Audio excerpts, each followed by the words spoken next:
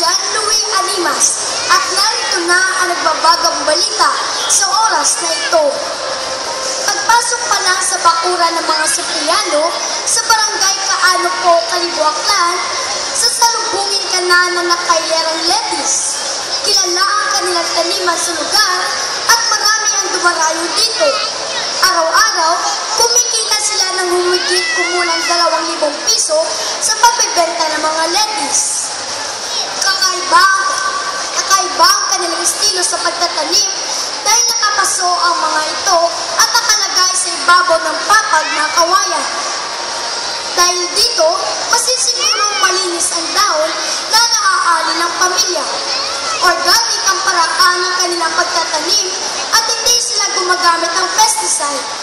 Maliban dito, makakatulong ang kanilang estilo sa mga nais magsimula ng lettuce garden, ngunit walang sapat na matabang lupa sa bakuran dahil maaaring matanim sa mga paso. John Louis Animas para sa TV Patrol Panay. Una sa balita.